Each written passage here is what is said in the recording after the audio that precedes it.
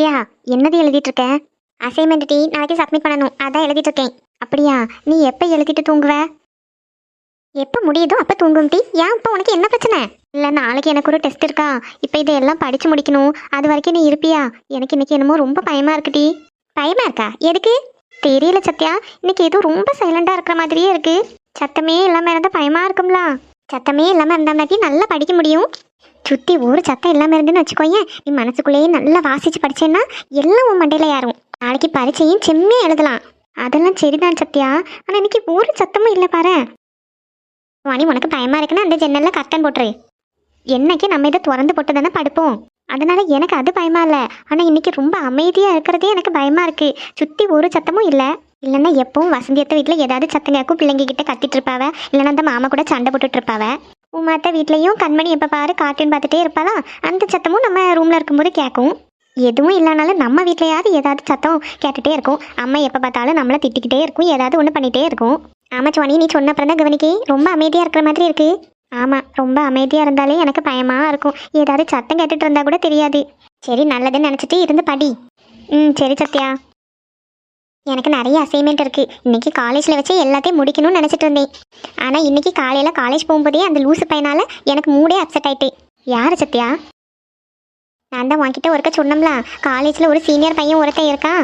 அவன் வந்து MBA first year படிச்சுட்டு இருக்கான். எப்போ எப்படி சொன்னேன்? எந்த பையன்? அது ஒருத்தன். அவன் பேர் கூட எனக்கு இன்னைக்கு தான் தெரிஞ்சிச்சு. ஏதோ தினேஷாமா. எப்போ பார்த்தாலும் என்கிட்ட வம்புக்கு வந்துட்டே இருப்பான்டி. காலேஜ் போகும்போது தான் ஒரு நாள் ரொம்ப லேட் ஆகிட்டுன்னு நானும் ஸ்பீடாக போயிட்டே இருந்தேன்னா பைக்கை கொண்டு வந்து சர்ன்னு ஏற்ற வந்துட்டான். ஆமாம், இந்த விஷயம் பற்றி நீ என்கிட்ட சொன்னலாம். அதுலேருந்து எங்கே வச்சு பார்த்தாலும் என்ன ஏதாவது ஒன்று சொல்லிகிட்டே இருப்பான். எப்போ பார்த்தாலும் ஒன்றில் சோடா பட்டின்னு கூப்பிடலாம், இல்லைன்னா குள்ள கத்திரிக்கான்னு கூப்பிடுவான். சிரிக்காதட்டி, எனக்கே எப்படி கோவம் வரும் தெரியுமா? கம்ப்ளைண்ட் பண்ணுவேன்னு சொல்லியாச்சு, வீட்டில் சொல்லி கொடுப்பேன்னு சொல்லியாச்சு. அதுக்கெல்லாம் அவன் கேட்குற மாதிரி இல்லை. ஆனால் இன்னைக்கு இன்னொருத்தன் வந்தான். சத்தியா, உனக்கு காலேஜில் ஒரே ஃபேன்ஸ் போல இருக்க. அதெல்லாம் ஒரு மண்ணும் கிடையாது. என்ன மக்களே, 2 பேரும் படிச்சுட்டு இருக்கீங்களோ? ஆமாம்மா, எனக்கு கொஞ்சம் அசைன்மெண்ட் எழுத வேண்டியது இருக்குது, அதை எழுதிட்டு இருக்கேன்.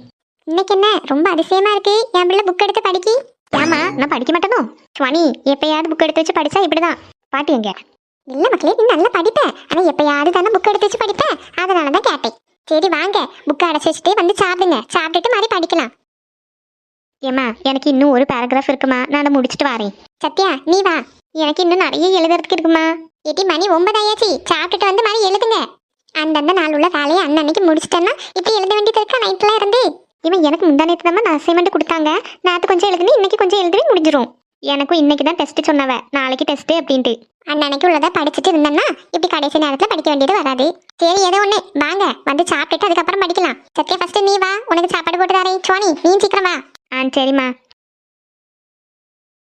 இவன் என்ன சாப்பாடு? சாலை மீனை பொறிச்சு வச்சிருக்கேன் டி. ஒரு ஆம்லேட் வேணா போட்டு தரேன், ரசத்தை ஊற்றி சாப்பிடு. ஐ ஜாலி, சாலை மீனா எனக்கு நல்லா பிடிக்கும்.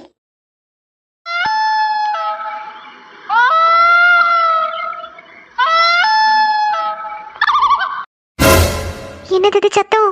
இம்மா யாரும் உள்ள விட்ட மாதிரில இருந்துச்சு. என்ன சத்தம்? இவ்வளவு நேரம் ரொம்ப அமைதியா இருந்துச்சு, திடீர்னு ஏதோ சத்தம் கேக்குதே.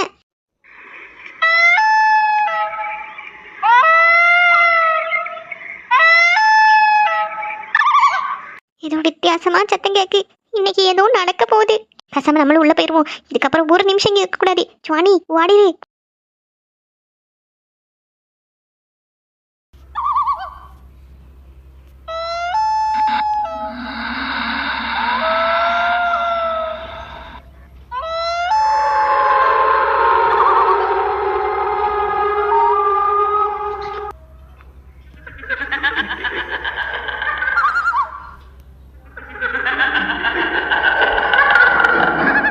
நான் பாட்டுக்கு இந்த ஊருக்கு எந்த தொல்லையும் இல்லாமல் ஒரு ஓரமாக இருந்தேன்.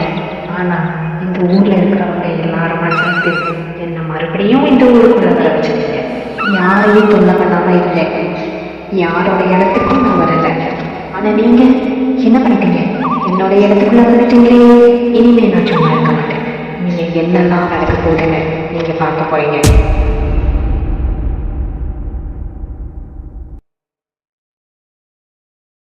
இம்மா, இவ்வளோ நாளுக்கு அப்புறம் இப்போ தான் கொஞ்சம் நிம்மதியாக வழங்க போகிறேன். இவ்வளோ நாள் இந்த வீட்டில் என்னென்னமோ பிரச்சனை நடந்துச்சு, தனியாக இருந்து ஃபேஸ் பண்ணிக்கிட்டு இருந்தேன். இன்னைக்கு பாட்டி என் கூட இருக்காவ, நிம்மதியாக இன்னைக்கு உறங்கலாம். நிம்மதியாக இருக்க வரியா? கொஞ்சம் நிம்மதியாக இருக்க விட்டா தானே? என்ன ஜனனி பார்க்குற? உன்கிட்ட ஏற்கனவே நான் சொல்லிடுவேன், இது என்னோட இடம், இந்த இடத்துக்குள்ளே நீ வராதேன்னு. ஆனால் நீ கேட்குற மாதிரி இல்லை. இப்போ உன்னால இந்த ஊரையே அனுபவிக்க போகுது.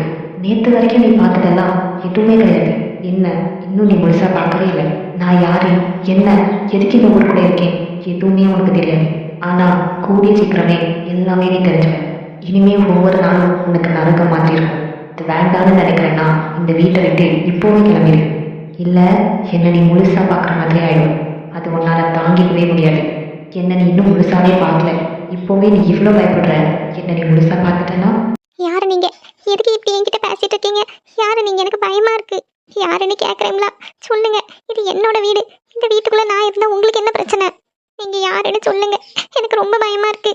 நான் யார் என்னன்னு உனக்கு தெரியாது, ஆனால் இந்த ஊரில் இருக்கிறவங்களுக்கு நல்லாவே தெரியும். ஏன்னா நான் சாகிறதுக்கு காரணமே இந்த ஊரில் இருக்கிற எல்லாரும் தான். என்னை கொண்டு ஊர் எல்லையில் இருக்கிற கோவில்கிட்ட எரிச்சிட்டாங்க. இந்த பாவம் தெரியாத என் குடும்பத்தையும் எல்லாரும் சேர்ந்து கும்பிட்டுட்டாங்க. இப்போ நீ இருக்கிறது என்னோட வீடு. இந்த வீட்டில் எவ்வளவு தைரியம் இருந்தால் நீ வந்துருப்ப. என்ன சொல்றீங்க? இந்த வீடு என்னோடது. இந்த வீட்டோட ஓனர் இங்க இல்ல, வெளியூர்ல இருக்காங்க. அவங்க கட்டின வீடு இது. இந்த வீட்டுல நாங்க வந்தா உங்களுக்கு என்ன பிரச்சனை? எது வெளிநாட்டில் இருக்கானா? ஆமா, இந்த வீடு கட்டினவே இவ்வளோ பெரிய வீட்டில் ஏன் இருக்காம வெளிநாட்டுக்கு போனானு தெரியுமா? தெரியாது.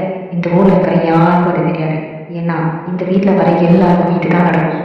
அதனால தான் இந்த வீட்டையே விட்டுட்டு அவன் வெளியூருக்கு போயிட்டான். இன்னமும் நான் சொல்றது உனக்கு நம்பிக்கை இல்லைன்னா என்ன நீ இப்போ முழுசாக பார்க்க போற? வேண்டாம், எனக்கு பயமா இருக்கு. என்னை இப்படி பயப்படுத்தாதீங்க. எனக்கு ரொம்ப பயமா இருக்கு. வேண்டாம்னு விட்டுருங்க. என்னை விட்டுருங்க. எனக்கு பயமா இருக்கு. என் முன்னாடி வராதீங்க. என்னை விட்டுருங்க. என்ன சின்ன பிள்ளைக்கு தனியா அழுதுகிட்டு கிடக்கா? ஜனனி, ஏமாடி ஜனனி, என்னை விட்டுருங்க. நான் இங்கிருந்து போயிடுறேன். சத்தியமா நான் இங்கிருந்து போயிடுவேன்.